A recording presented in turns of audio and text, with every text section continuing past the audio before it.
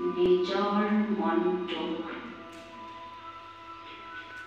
বাহিৰৰ জগতৰ পৰা আঁতৰ কৰি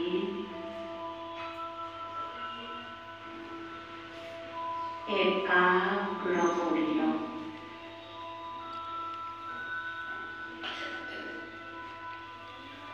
নিজকে প্ৰশ্ন কৰক, প্ৰকৃততে মই কোন?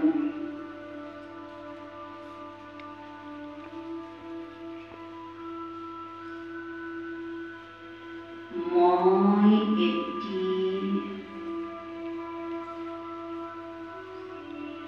অতি সূক্ষ্ম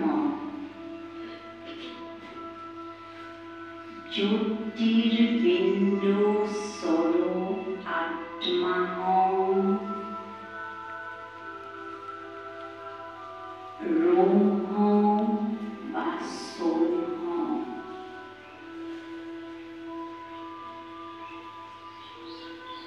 মোৰ আত্মাৰ স্থান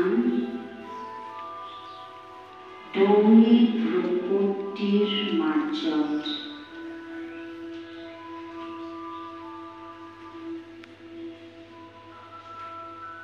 মই আত্মা অজৰ অমৰ অবিনাশী।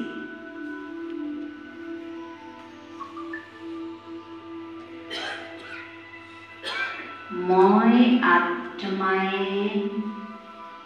এই চকুৰ দ্বাৰা দেখা পাওঁ, কাণৰ দ্বাৰা শুনো, ভৰিৰ দ্বাৰা খোজ কাঢ়ো, এই শৰীৰটো মোৰ বস্ত্ৰ।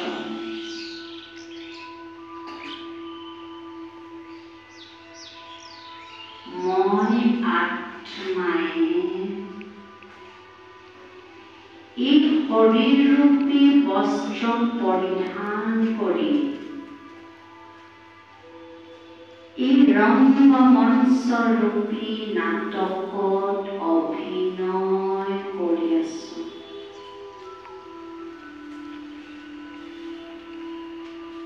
প্ৰকৃততে মই আত্মা শান্তিৰ স্বৰূপ।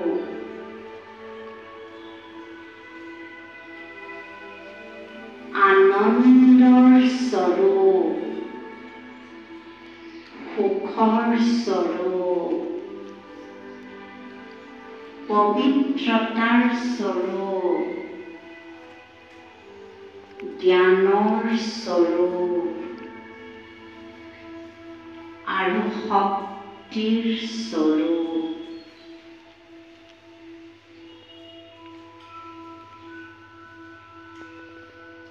মৰমৰ সন্তান হওঁ।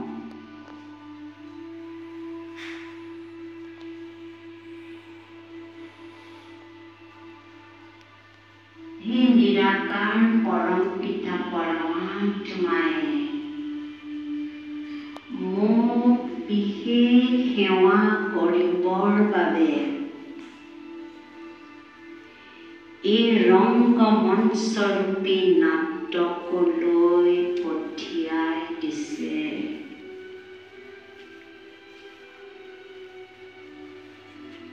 তেওঁৰ মই অতি মৰমৰ সন্তান হওঁ।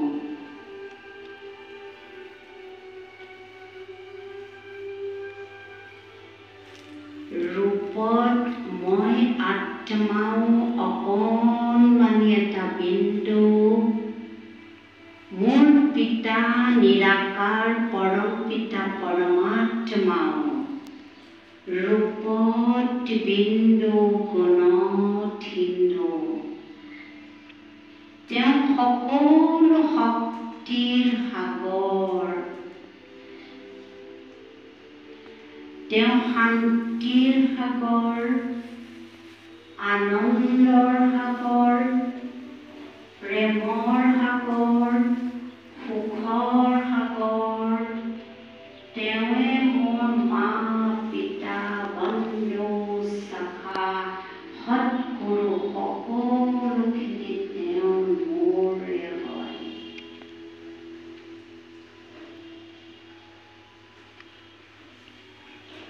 নিৰাকাৰ পৰম পিতা পৰমাত্মাৰ অতি মৰমৰ সন্তান হোৱাৰ বাবে আজি মোক ইয়ালৈ তেখেতে নিমন্ত্ৰণ কৰি লৈ আহিছে।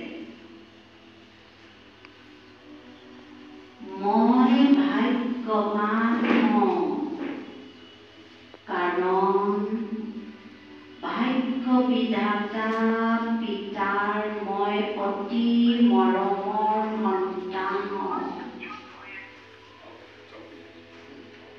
মই ভাগ্যৱান হওঁ, কাৰণ সৰ্বশক্তিৱান পিতাৰ অতি মৰমৰ সন্তান হওঁ।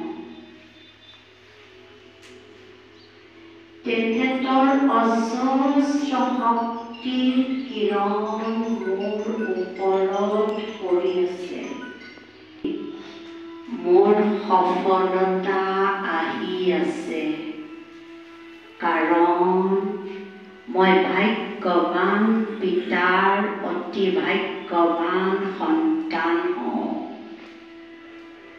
জীৱনৰ যিমান পৰিস্থিতি সমস্যা বিঘ্নই নাহক কিয়, সৰ্বশক্তিৱান পিতাৰ মই যিহেতু সন্তান, সকলোবোৰ বিঘ্ন পৰিস্থিতি সমস্যাক তেখেতে সকলোখিনি মোৰ পৰা আঁতৰাই লৈ যাব।